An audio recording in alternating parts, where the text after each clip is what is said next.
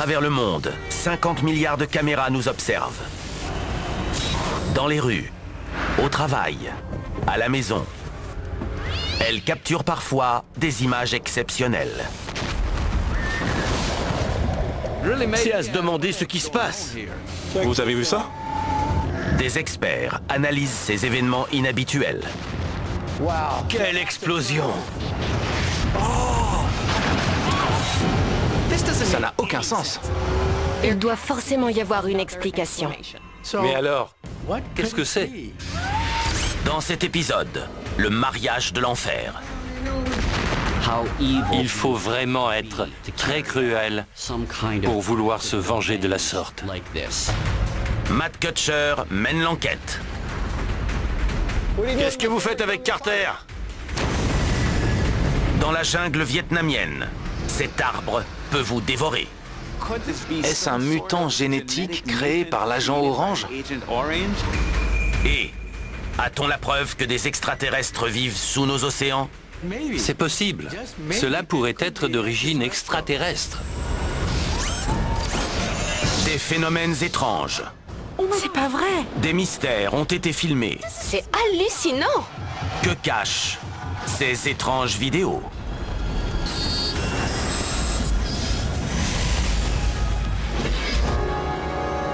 Nous sommes à la Mecque, dans le royaume d'Arabie Saoudite. En mars 2019, un téléphone filme une luxueuse cérémonie de mariage traditionnelle. Un homme est en train de faire un discours. Les gens sont assis autour de lui. Juste derrière lui, on voit un homme se baisser. Soudain, Quelque chose a pris feu. On voit comme un flash, suivi d'une explosion. Le truc prend feu d'un seul coup. Une grosse boule de feu envahit cette zone. Le caméraman panique. C'est le chaos. plusieurs invités sont blessés. L'un d'eux, gravement brûlé, est emmené d'urgence à l'hôpital. Qu'est-ce qui a causé cette explosion? Qui fait exploser une bombe dans un mariage? Qui voudrait gâcher un si beau jour?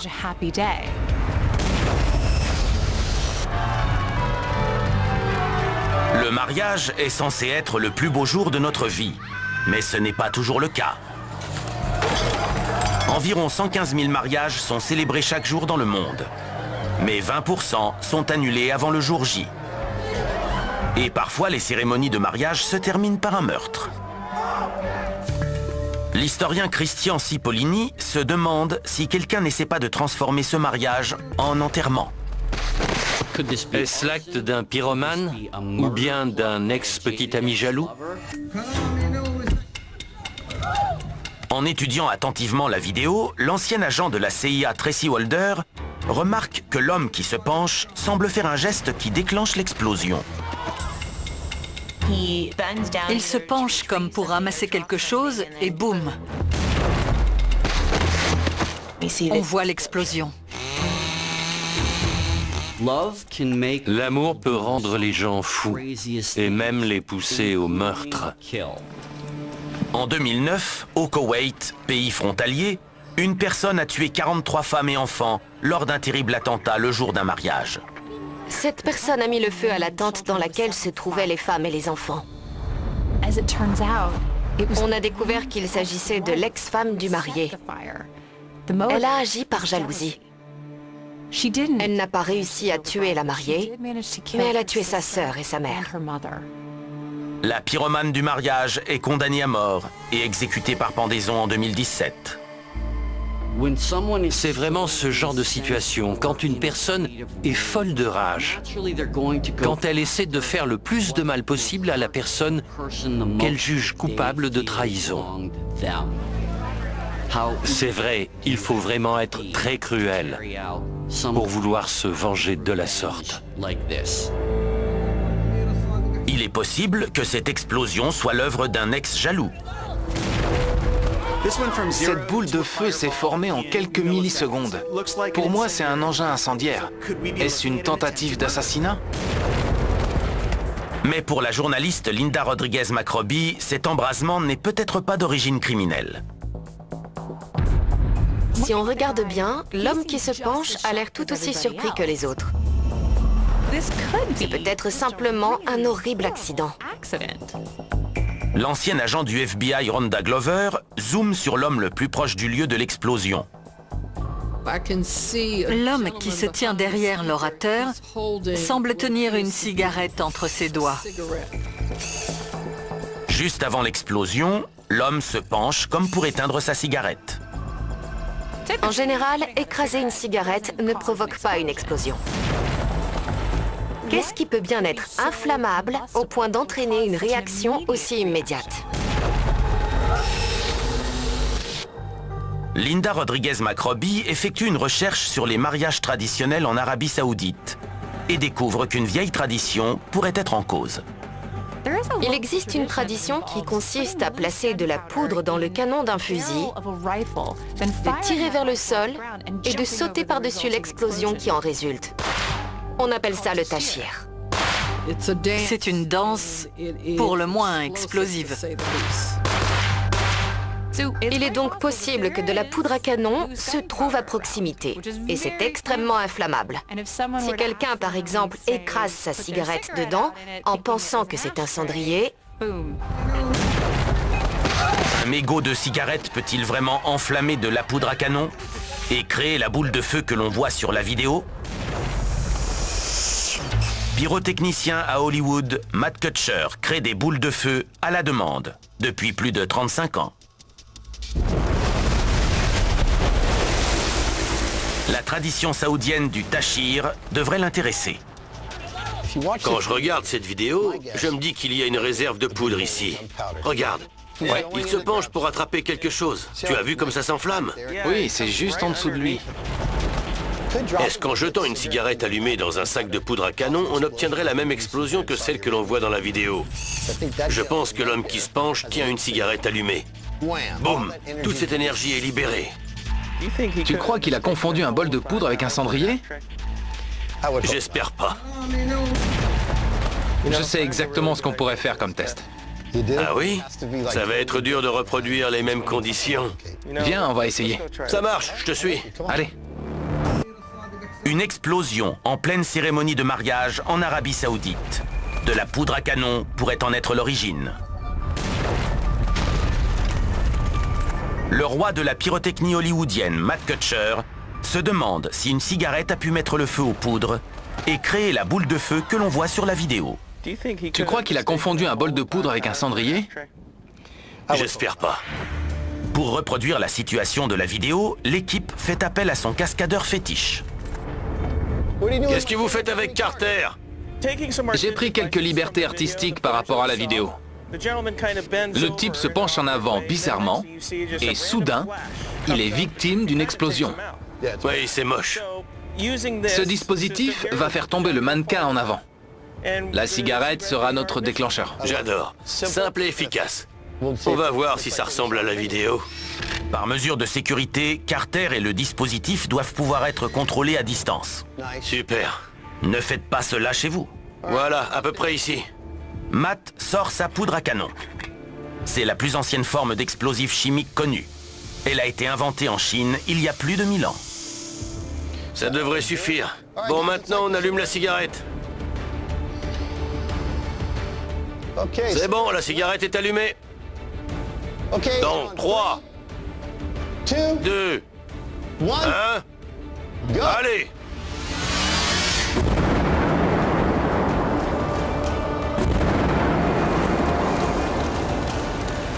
Ça a bien fonctionné. Ça ressemblait bien à la vidéo, non? Carrément. C'était exactement pareil. Une petite étincelle et boum! Une cendre aurait même suffi. Il n'y avait pas besoin de toute une cigarette. Il n'en faut pas plus et voilà le résultat. Carter est cuit. Cette expérience prouve à quel point la poudre à canon est dangereuse. Si Carter nous a prouvé une chose, c'est qu'il ne faut pas mettre de poudre à canon dans un cendrier. Le mariage est une entreprise bien assez dangereuse comme ça. Le triste sort de Carter confirme les soupçons de nos enquêteurs. La poudre et les mariages ne font pas bon ménage. Ces gens ont eu de la chance de survivre. Ça aurait dû être le plus beau jour de leur vie. Ça a failli être le pire. Des événements troublants. Il n'y avait plus rien. Ça ne peut pas arriver ici. Et des personnages plus grands que nature. Je s'est senti trahi. Je donnerais ma vie pour ce singe. DocuD, mercredi 21h, à Canal D. Nous sommes au Vietnam, dans les épaisses jungles de la province de Thuyen Quang, le 28 novembre 2018. Dans les profondeurs lugubres de cette forêt humide, des bûcherons observent un phénomène étrange et inquiétant. On voit des ondes à la surface du tronc. Au premier abord, ça ressemble à la texture d'un palmier, mais soudain ça se met à remuer. Ce truc est vivant? Quoi que ce soit, c'est hypnotisant. C'est très bizarre. Qu'est-ce qui se passe? Les forêts humides d'Asie du Sud-Est sont parmi les jungles les plus anciennes au monde. Jusqu'à 140 millions d'années. Elles conservent encore de nombreux secrets dans leur végétation impénétrable. En janvier 2022, un rapport du WWF, le Fonds mondial pour la nature, a répertorié 224 nouvelles espèces, jusqu'alors totalement inconnues, découvertes dans la région du Grand Mékong. Les jungles sont d'une biodiversité incroyable. On y trouve d'innombrables espèces végétales et animales. Mais aucun arbre capable des prouesses visibles sur cette vidéo n'a jamais été documenté.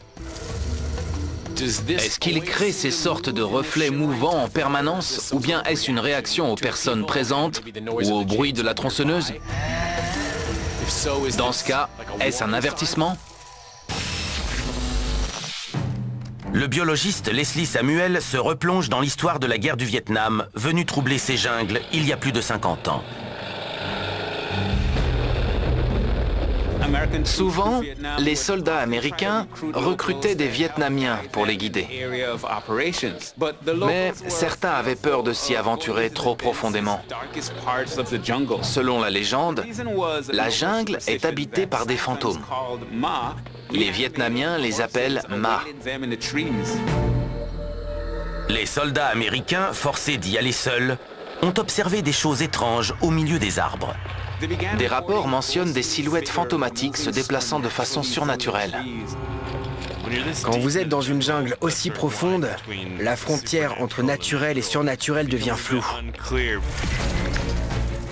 Quoi que l'on observe sur cette vidéo, on se demande si c'est ce genre de phénomène qui alimente les histoires de fantômes. Le zoologiste Roland Case se demande si cet arbre frémissant n'est pas une mutation causée par la tentative des Américains de raser cet enfer vert. L'agent orange est un herbicide. C'est un poison chimique conçu pour anéantir la végétation. Et l'armée américaine en a répandu au Vietnam sur d'immenses zones pour raser la jungle. Pour priver les Viet Cong de leur couverture végétale, les États-Unis et leurs alliés de la République du Vietnam ont répandu plus de 90 millions de litres d'herbicides militaires sur le pays. Principalement le tristement célèbre agent orange, mais aussi les agents blancs, bleus, roses, verts et violets. Au total, près de 20% du Sud-Vietnam, soit 22 000 km², ont été recouverts de poisons chimiques. Les autorités américaines affirment qu'il n'y a aucun danger pour les humains, les animaux et la végétation. Ce poison est spécifiquement conçu pour attaquer les plantes. Comme vous l'imaginez, les arbres et les forêts ont été très endommagés. Mais ces herbicides n'ont pas eu d'effet délétère que sur la végétation. L'utilisation de l'agent orange a entraîné la présence de dioxines dans l'environnement. Et la population a souffert de toute une litanie d'effets secondaires extrêmement fâcheux.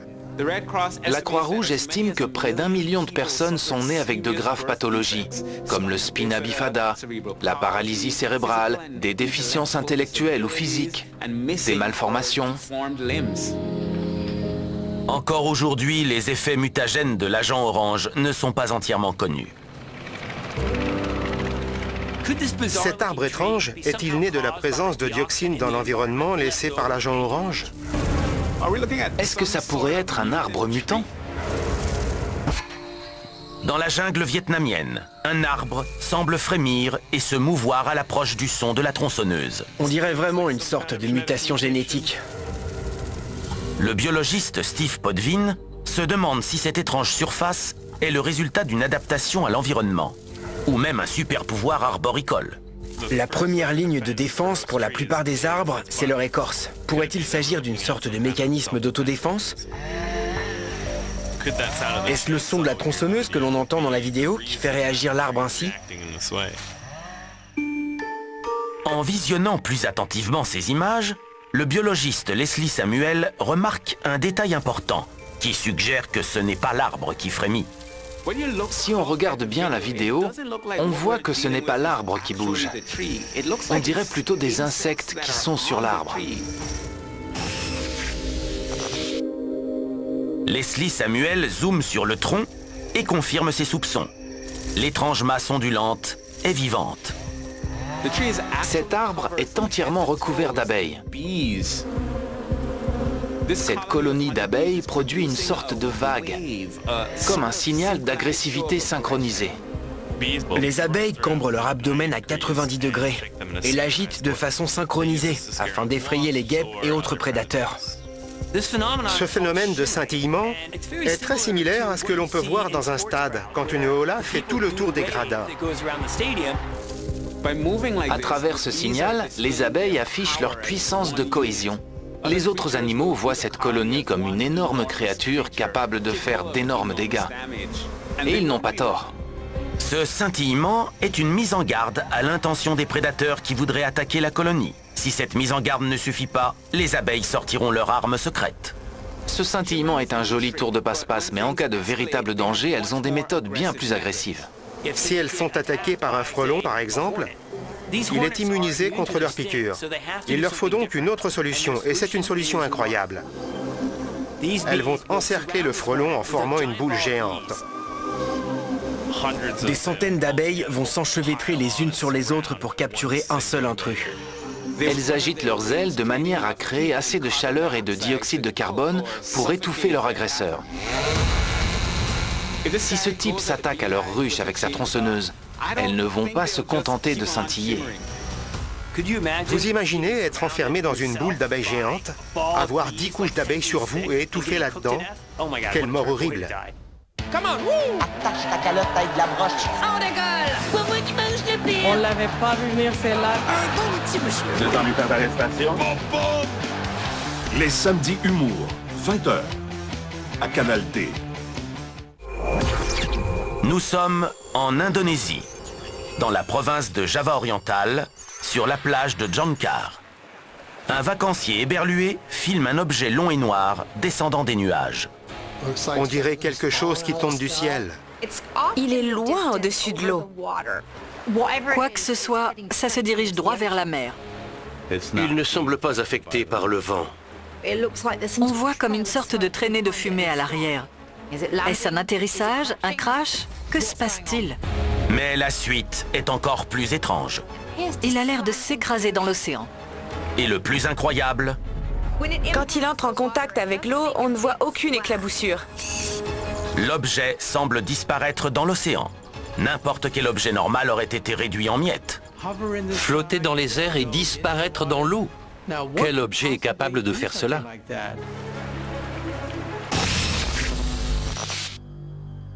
L'ingénieur aérospatial Tim Pickens est stupéfait par cet objet qui semble défier les lois de la physique. Quand il pénètre dans l'eau, cet objet ne fait aucun remous, pas de vague. C'est incroyable. Selon les lois de la physique, on devrait avoir d'énormes gerbes d'eau. C'est comme faire un plat à la piscine quand on saute du plongeoir. Un objet qui entre en contact avec l'eau à grande vitesse, comme un avion, se désagrège au moment de l'impact. Selon les lois de la physique, un volume d'eau équivalent au volume de l'objet entrant dans l'eau doit se déplacer instantanément. Ce déplacement rapide crée une force ascendante extrêmement puissante vers l'objet en chute. S'écraser dans l'océan à grande vitesse revient à heurter un sol en béton. Tout ce que nous sommes capables de construire aurait été détruit en tombant de cette altitude dans l'eau, y compris un sous-marin.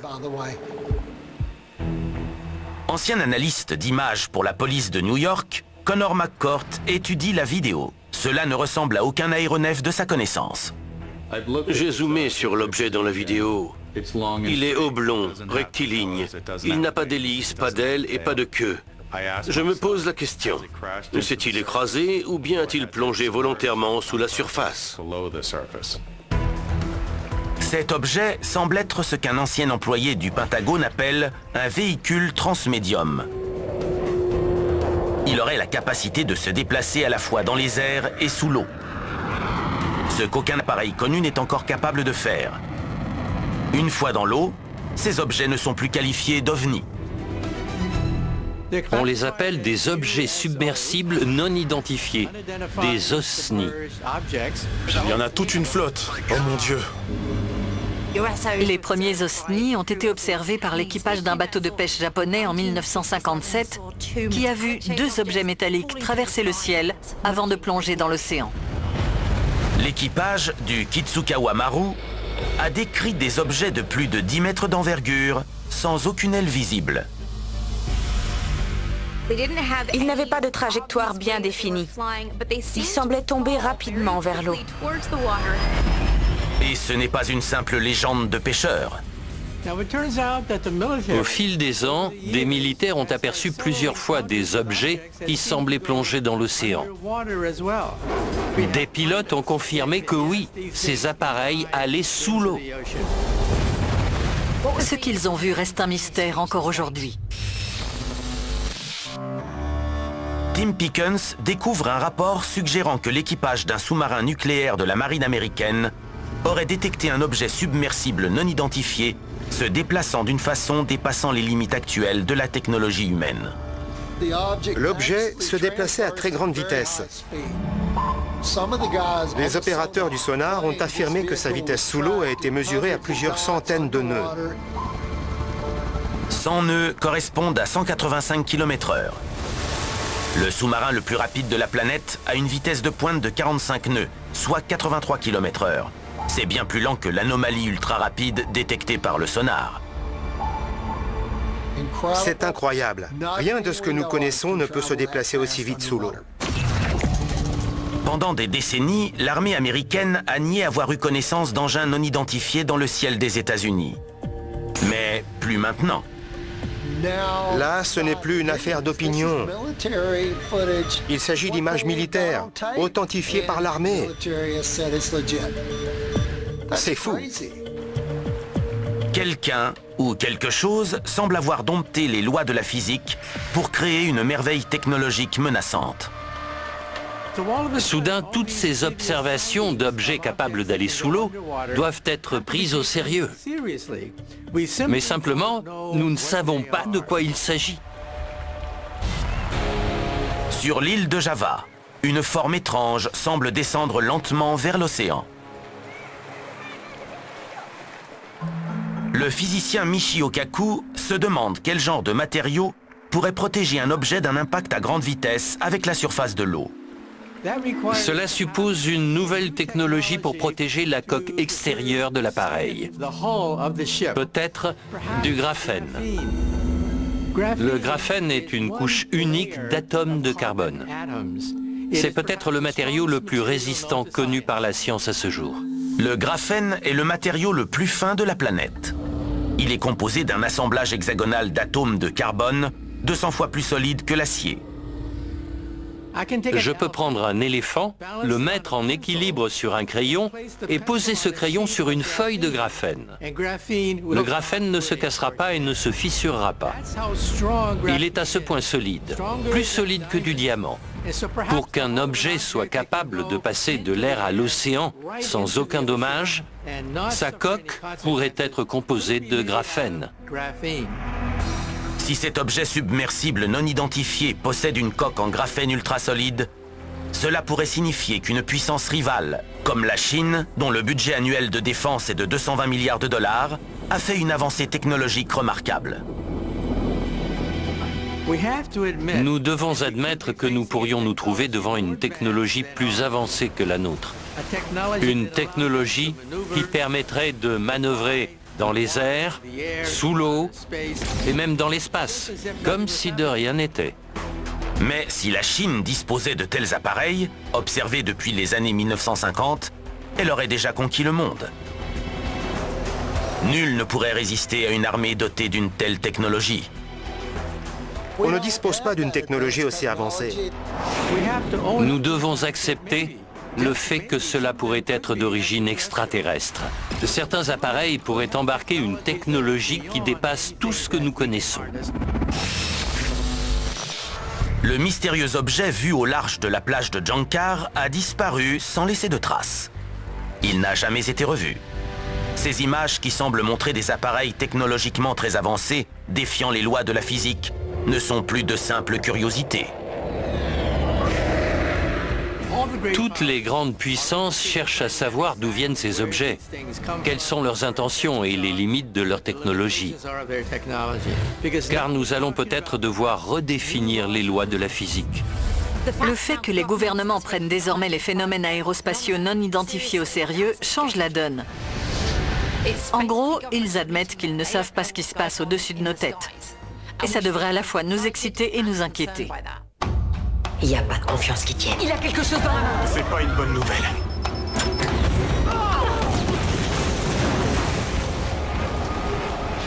NCIS Hawaii, vendredi 22h, à Canal D. Nous sommes à Rybnik, en Pologne. Le 19 décembre 2011. Un homme filme un objet imposant qui traverse le ciel, laissant derrière lui une traînée de fumée. C'est comme si les 4 cavaliers de l'Apocalypse traversaient le ciel.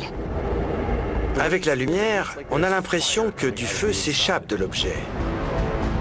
On dirait presque un astéroïde qui traverse l'atmosphère. J'imagine que c'est ce que les dinosaures ont vu lors de leurs derniers instants sur Terre. Une grande traînée dans le ciel. Cette vision cauchemardesque dans les cieux ressemble en effet à un astéroïde. Comme celui qui est tombé sur la Terre il y a 66 millions d'années.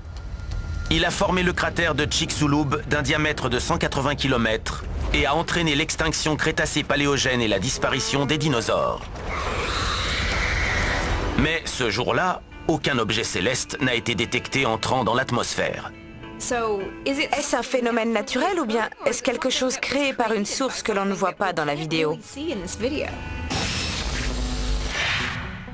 La journaliste scientifique Amy Shira Teitel craint que cette traînée terrifiante ne soit porteuse de mort. C'est une énorme traînée, parfaitement rectiligne, comme on s'attendrait à en voir derrière un missile. On se dit qu'il y a probablement un objet à l'avant de cette traînée. En zoomant, on peut voir une lumière clignotante à l'avant, là où se trouverait la fusée ou le missile. Il s'agit de la Pologne, qui n'est pas très loin de la Russie. Est-ce que cela serait un exercice militaire russe? Une traînée de fumée terrifiante déchire le ciel de Pologne. Nos experts craignent qu'il s'agisse d'un missile. Quelqu'un a peut-être filmé un essai militaire secret. La Russie a menacé les pays de l'OTAN d'attaques nucléaires s'ils accentuaient leur soutien à l'Ukraine. Un missile testé en 2011 pourrait semer la destruction en Occident. Le missile Bulava a terminé ses essais à Noël 2011, une semaine ou deux après que ces images ont été filmées. Joyeux Noël, le monde! Le Bulava est un missile nucléaire mer-sol balistique d'une charge utile de 1150 kg et d'une portée de 8000 km. Selon les autorités russes, ce tueur de ville est capable de manœuvres d'évitement et peut déployer des leurres pour échapper aux défenses aériennes.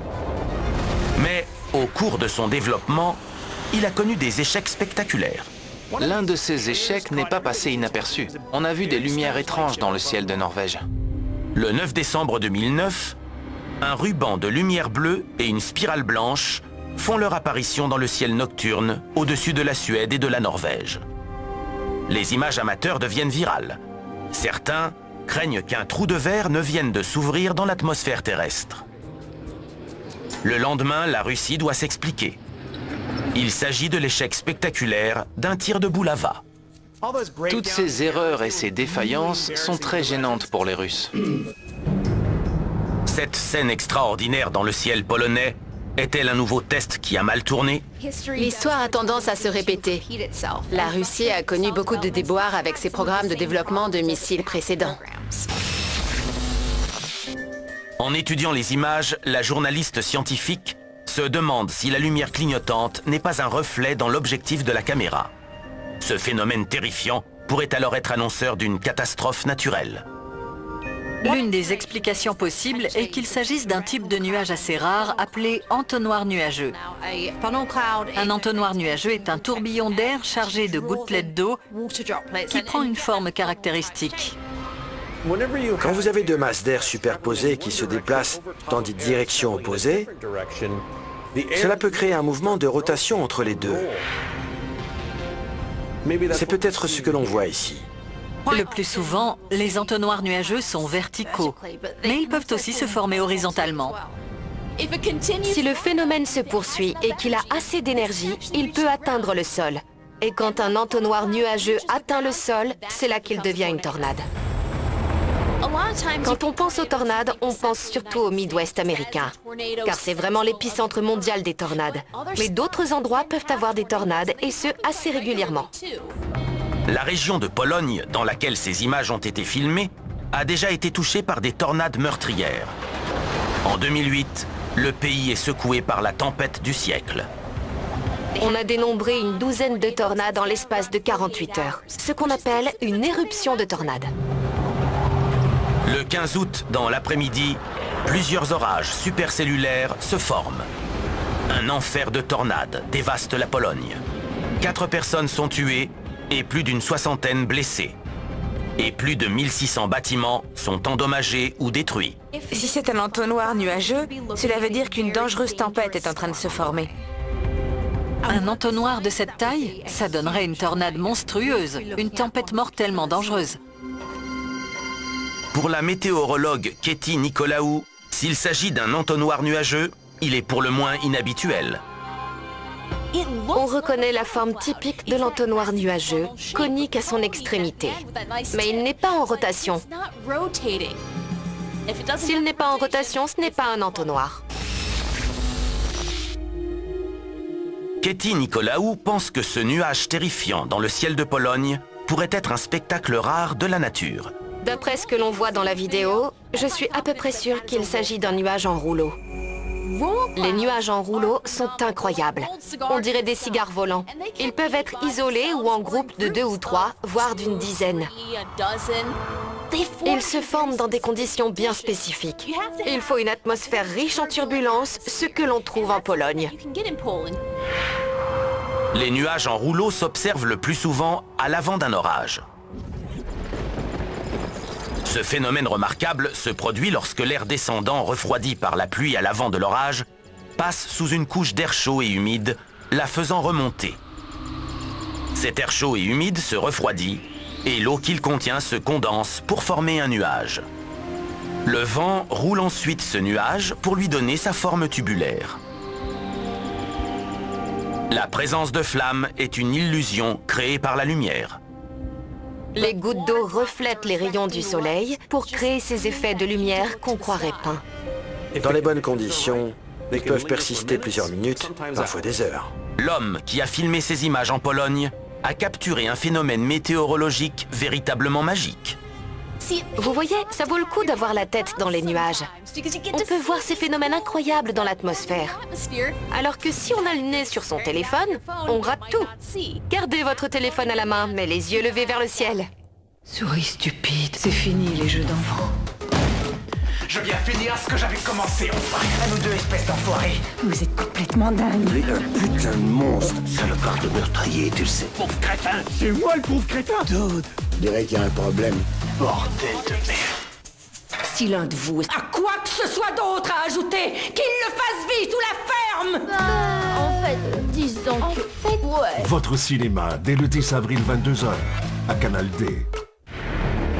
Nous sommes à Crestwood, dans l'Illinois, juste à côté de Chicago. En octobre 2021. La police dépose un véhicule de patrouille dans un garage de la ville, en signalant un problème plutôt étrange. Un truc comme ça, ça va donner du fil à retordre à votre mécanicien. Voyons ce qui ne va pas. Dès qu'il met le contact, les essuie-glaces se mettent en route. Bon, ils sont éteints. Les phares s'allument. Les phares sont allumés. C'est le verrouillage centralisé le plus étrange. Les portières n'arrêtent pas de se verrouiller, de se déverrouiller encore et encore. Tac, tac, tac, tac. On dirait que la voiture fait une crise de panique. Le véhicule est connecté à une source d'énergie, mais personne ne touche à aucune des commandes. Ce qui est fou, c'est que tout a l'air de s'activer tout seul. Le véhicule semble en effet possédé. Soit cette voiture est possédée, soit elle a besoin d'une sérieuse révision. Une voiture possédée? D'accord, ça me rappelle un film. Une voiture de patrouille est envoyée au garage. Elle pourrait être possédée. Deborah Hyde a étudié de nombreuses histoires d'objets possédés. Il s'agit souvent de petits objets personnels, comme des poupées. Mais les Américains aiment les voitures. Certains estiment que cet attachement est capable de créer un lien vers l'au-delà.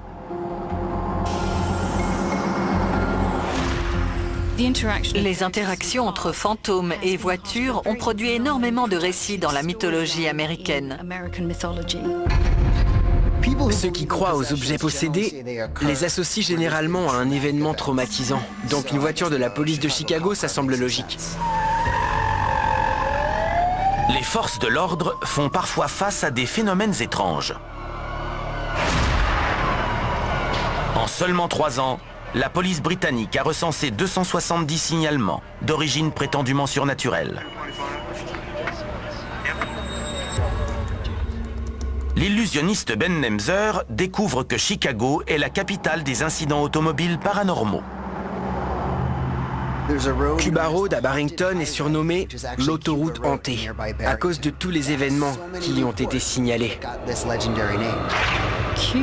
Cuba Road est célèbre pour ses véhicules possédés par des fantômes. Par exemple, un poids lourd lancé à pleine vitesse. On croit qu'il va entrer en collision avec un autre véhicule et puis il disparaît. On dit aussi qu'une voiture rôde régulièrement du côté du cimetière. Les témoins disent avoir vu des silhouettes mystérieuses fumant le cigare à l'intérieur. Il s'agirait de gangsters des années 1920 et 1930. Mais pour l'historien Marcus Archot, rien ne permet d'affirmer que cette voiture est hantée. C'est comme si cette voiture était dotée d'une volonté propre. Ils sont éteints. Mais est-elle possédée? Les phares sont allumés. N'y a-t-il pas une autre explication? Le client affirme que le véhicule est possédé. Marcus Archot consulte les nouvelles locales et découvre le diagnostic du mécanicien. Voyons ce qui ne va pas. Après avoir passé plusieurs heures sur cette voiture, le mécanicien conclut que c'est probablement un problème électrique qui provoque ces anomalies. Ils sont éteints. Les phares sont allumés. Ce n'est rien d'aussi alambiqué qu'un esprit qui hante la voiture. C'est juste un problème électrique. Mais c'est un problème potentiellement mortel. Et beaucoup plus fréquent qu'on ne le croit. En 1948, une voiture contenait en moyenne 55 câbles électriques d'une longueur totale de 45 mètres. Les voitures étaient très simples. Vous aviez quelques câbles pour alimenter les clignotants, les phares, l'aération et c'est tout. Quand j'ai commencé à conduire, je me souviens qu'on devait baisser les vitres à la main. Et il n'y avait pas de direction assistée, il fallait tourner le volant de toutes ses forces. De nos jours, tout est géré par l'électronique. Ce qui crée beaucoup plus de problèmes potentiels. Elon Musk a affirmé que la Tesla Model S contenait plus de 3000 mètres de câbles. La Bentley Continental GT se vante d'avoir 2300 circuits électroniques et près de 8000 mètres de câbles. Déroulé, il couvrirait 2 fois la largeur de Manhattan. Un problème électrique peut entraîner toutes sortes d'anomalies, comme des essuie-glaces qui bougent tout seuls. Ils sont éteints. Mais cela peut créer des problèmes plus graves. Un court-circuit peut entraîner un incendie qui peut entièrement brûler votre voiture.